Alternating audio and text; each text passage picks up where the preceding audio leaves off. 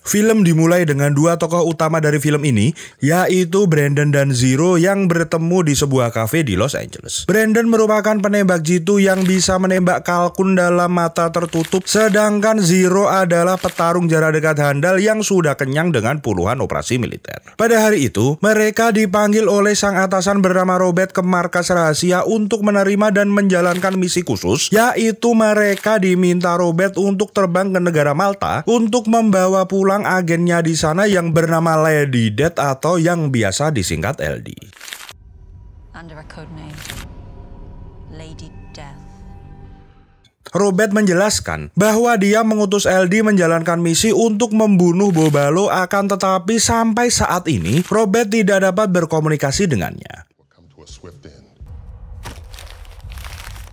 Bobalo ini merupakan ketua dari sekte sesat di negara Malta. Pria berawakan gempal ini dalam waktu singkat dapat menjadi tokoh paling berpengaruh di negara tersebut. Bahkan, pemerintah resmi negara Malta pun kini telah dipenuhi oleh orang-orang utusan Bobalo. Sebelum membunuh Bobalo, Brandon dan Zero diharuskan membunuh 5 orang terdekat Bobalo yang selalu membantunya. Yang pertama adalah Anna yang tidak lain adalah adik kandungnya sendiri. Orang kedua adalah Vava yang berperan sebagai pemimpin pertahanan pasukan Bobalo.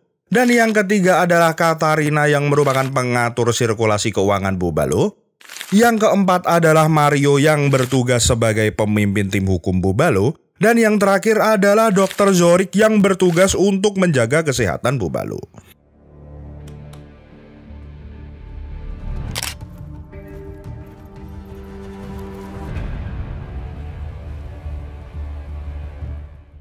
Singkat cerita, Brandon dan Zero sudah ada di Malta, di mana Zero masuk ke kastil Bobalo dengan menyamar menjadi pasukan keamanan pesta yang kebetulan pada hari tersebut Bobalo sedang mengadakan pesta khusus orang-orang dewasa atau setidaknya berumur 17++.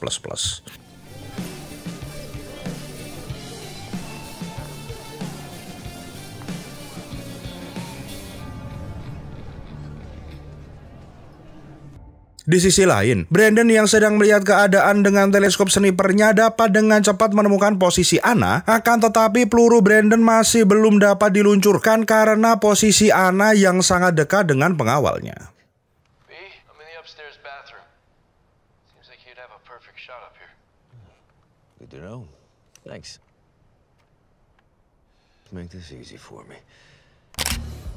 Di dalam pesta, Zero berkeliling untuk mencari Vava dan mengabarkan kepadanya bahwa Katarina ingin menemuinya di rooftop untuk bertemu secara empat mata. Begitu juga dengan Katarina. Zero mengabarkan bahwa Vava mengajaknya bertemu di rooftop empat mata yang mereka tidak ketahui. Ketika mereka sampai di rooftop, mereka akan disantap oleh peluru dari Brandon.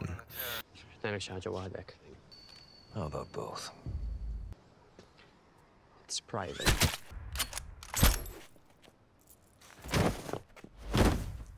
Seakan mendapatkan jackpot, Brandon mendapati Mario sedang di toilet. Tanpa ada keraguan sedikit pun, Brandon pun menembak Mario tepat di saat dia duduk lucu di toilet mahal milik Bobalo. Dan demi keamanan, Zero memindahkan jasad Mario agar tamu yang di sana tidak jumpscare saat melihat mayat di toilet mahal.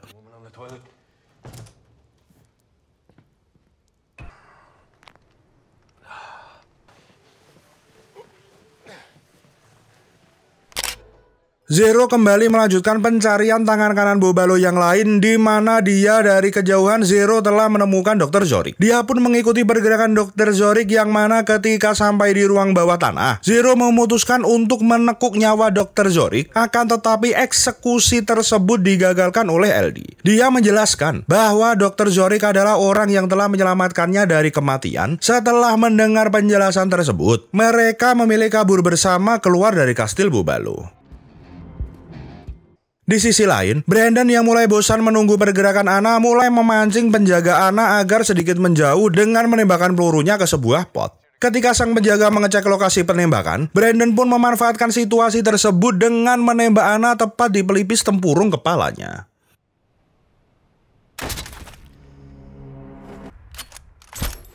Is Yuki safe?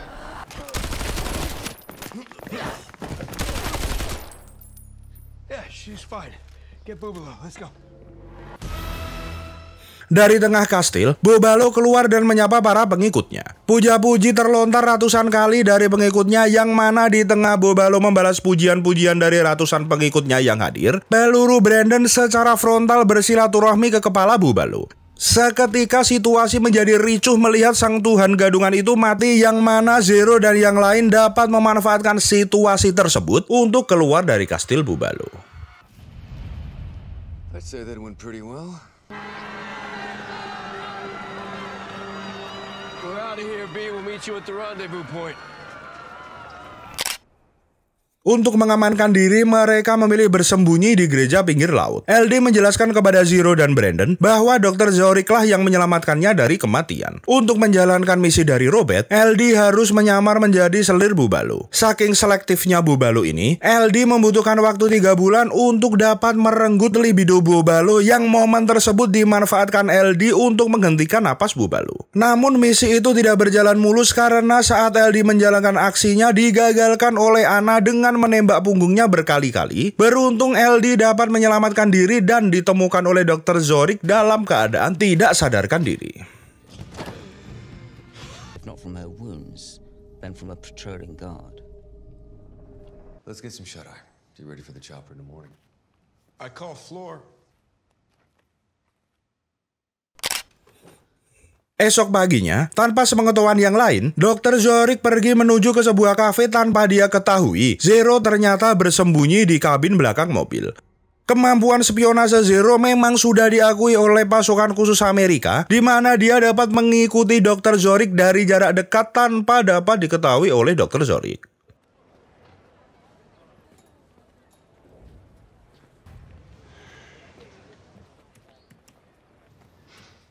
Penasaran oleh apa yang dilakukan oleh Dr. Zoric, Zero menghubungi Inspektur Pitt untuk mendapatkan informasi. Kombinasi tombol kontrol ALT dan delete pun nampaknya masih efektif untuk meretas laptop target. Dari sana Pitt mendapatkan informasi bahwa Dr. Zoric akan bertemu di sebuah gelanggang bekas arena gladiator beberapa jam ke depan dengan seorang pria yang bernama Prince Caspian untuk mengadakan pertukaran sesuatu dengan berlian senilai 5,2 juta dolar. Mendengar hal tersebut, Zero pun meminta detail lokasi ke Inspektur Pitt lalu menuju ke lokasi tersebut terlebih dahulu.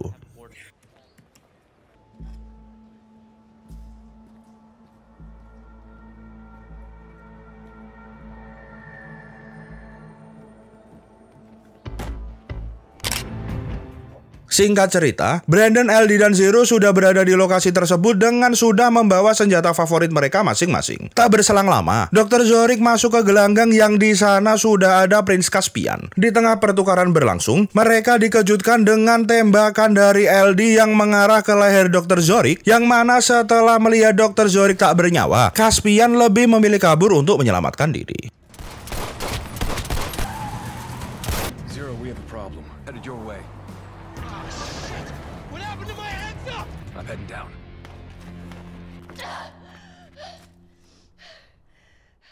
Menginap di sebuah hotel, LD menceritakan bahwa Caspian atau yang bernama asli Mifune ini adalah orang yang mengadopsinya saat dia berumur 5 tahun. Seperti cipung anak dari Raffi Ahmad, hari-hari LD sangat bahagia, yang mana kondisi menyenangkan tersebut berubah drastis di saat umur LD menginjak 10 tahun. Caspian merubah keadaan yang sangat indah tersebut menjadi keadaan yang mencekam dan menakutkan. LD dibentuk untuk menjadi asasin pribadi sang ayah, yang disetting selalu siap siaga diperintah kapan saja untuk membunuh target. Hingga pada umur LD yang ke-25 tahun, dia memutuskan untuk membunuh ayahnya yang dia tidak ketahui. Sang ayah ternyata masih selamat. And escaped. Sayonara, Papa. Thought I did.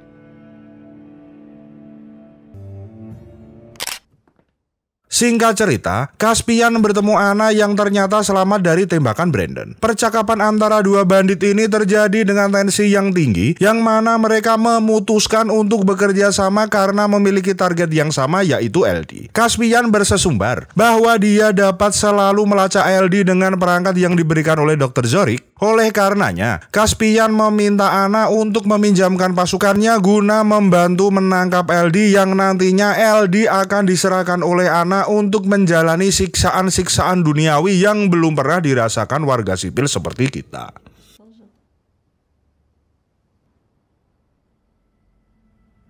Let's start with him.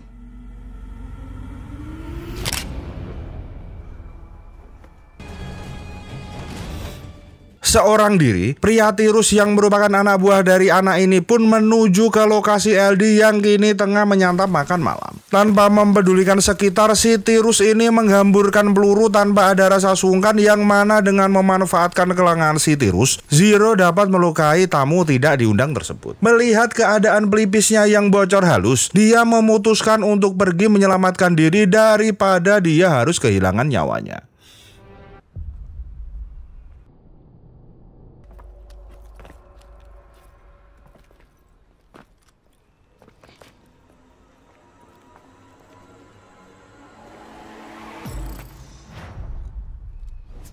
Who the hell was that? Mereka memutuskan untuk berhenti di lahan gambut untuk menjawab telepon dari Inspektur Pitt. Pitt menjelaskan bahwa Dr. Zurich memasang pelacak di ponsel milik LD, yang mana setelah mendengar hal tersebut, mereka semua memutuskan untuk menghancurkan ponselnya. Thanks, IP. Intelligence, Pete.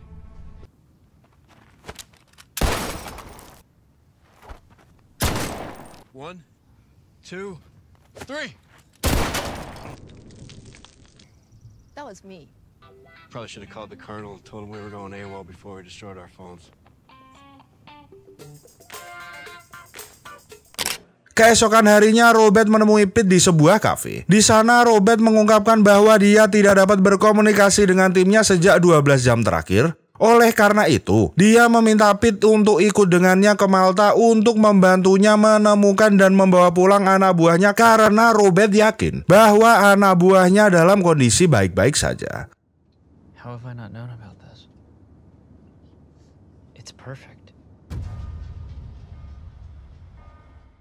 Untuk memulai perlawanan, Brandon mulai mengintai mobil salah satu anak buah Anna. Di tengah melakukan pengintaian, mereka dikagetkan dengan kedatangan si tirus yang tiba-tiba sudah berada di samping mereka. LD pun bergegas kabur dengan Brandon yang masih terdampar di atas kap mobil. Melihat si tirus yang terus saja memberondong mobilnya dengan peluru, Zero mencoba membalas manuver si tirus dengan melontarkan beberapa tembakan, yang mana tembakan tersebut berhasil mengenai tulang rusuk si tirus.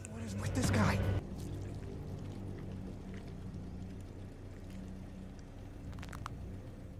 Kembali ke hotel mereka menginap, terjadi perdebatan bagaimana mobil itu tiba-tiba bisa menemukan lokasi pengintaian mereka. Setelah terjadi perdebatan panjang, mereka berasumsi bahwa alat pelacak LD diletakkan di bekas luka tembak yang dijahit oleh Dr. Zurich. Tidak ingin hidupnya selalu dihantui oleh sekte sesat Bobalo, LD meminta Zero dan Brandon untuk mengeluarkan alat pelacak tersebut. There's a 25. Sorry. Holy shit, I'm gonna fucking punch you. It works. Demi menyelesaikan misi lebih cepat, si tirus kini sudah berada di penginapan Brandon dan yang lain menginap. Dengan menggunakan alat pelacak di tangannya, dia dapat dengan presisi menemukan kamar musuh, akan tetapi bukan kemenangan yang didapat oleh si tirus, melainkan dia harus menerima berondongan peluru dari Zero, Brandon, dan LD.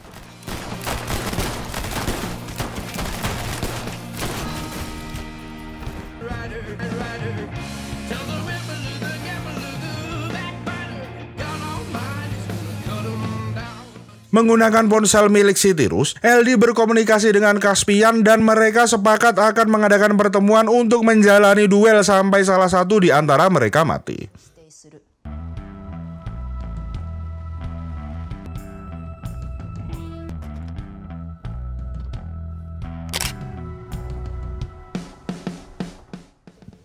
Berhasil mendarat dengan selamat, Robert dan Inspektur Pitt masuk ke kastil Bobalo melalui pintu belakang yang terhubung langsung dengan laut. Robert lalu memerintahkan Pitt untuk meretas seluruh CCTV di kastil tersebut untuk melihat keadaan. Akan tetapi setelah proses peretasan selesai, mereka ketahuan oleh beberapa penjaga dan Robert pun memutuskan mundur dan masuk melalui jalur lain dengan meninggalkan laptop milik Pitt. Sebelum menerobos Kastil Bubalo, Robert meminta Pete untuk berkontribusi lebih dalam menjalani misi dengan Robert mempercayakan sebuah pistol kepada Pete yang mana ekspektasi Robert, Pete mampu menarik pelatuk dengan yakin apabila ada musuh yang menghambat pergerakan mereka. Bergetar hebat lutut Pete saat diharuskan menarik pelatuk. Pete lebih memilih berkontribusi dengan meretas semua akses kamera CCTV yang berada di Kastil Bubalo dengan ponselnya. Penguasaan CCTV oleh Pete dapat dimanfaatkan oleh maksimal. Terbukti dari mereka mampu masuk ke jantung kastil dengan menumbangkan musuh tanpa ada effort hingga di ujung lorong. Robert dan Pete harus berpisah karena Robert harus menyelamatkan LD yang kini sedang ditahan oleh anak buah Caspian. Eyes on the mission.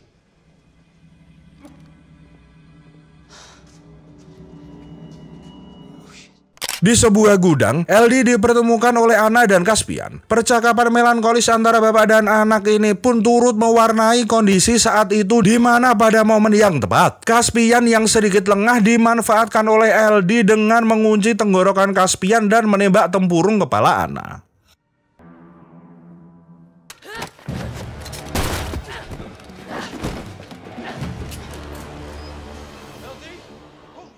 Melihat Brandon dan Zero menjadi tawanan, LD dengan berat hati meloloskan sang ayah dari maut demi bisa menyelamatkan kedua rekannya. Akan tetapi situasi lekas berbalik di saat Robert dapat dengan tepat menembak penyandera Zero dan Brandon. Lalu dari sinilah kelompok Robert mulai memompa tensi dengan menumbangkan banyak anak buah Bubalo di ruang tersebut. Sementara Pete diminta oleh Robert untuk menyiapkan kendaraan yang nantinya akan mereka pergunakan keluar dari kastil jahanam tersebut.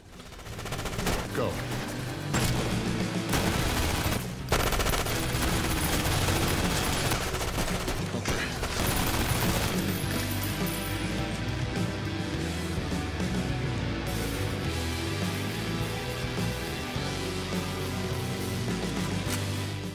Sebagai agen khusus yang ditugaskan untuk menumbangkan musuh-musuh besar dan berbahaya, Zero, Brandon, dan LD pun nampak cukup luwes dalam menguasai keadaan. Dengan mudah mereka menumbangkan puluhan anak buah Bubalo dengan raut wajah datar dan inosen yang mana itu membuat Patrick sedikit merinding disco.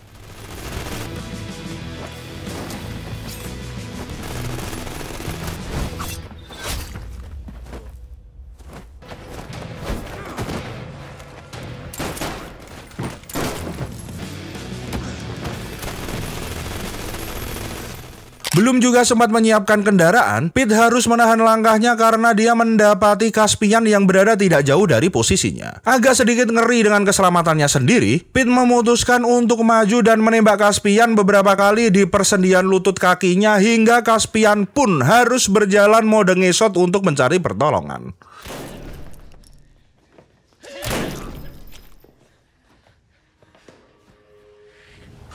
Sementara di halaman kastil, LD masih harus menahan rasa lelahnya karena melihat banyaknya kroco Bubalo yang siap untuk melawannya. Puluhan pria berotot ini mampu membuat LD terpojok, akan tetapi pada waktu yang tepat, Zero muncul dan meringkus musuh di sekitar LD dengan menembakkan senapan mesin dari kejauhan hingga semua anak Bubalo terbaring kaku di rerumputan layu.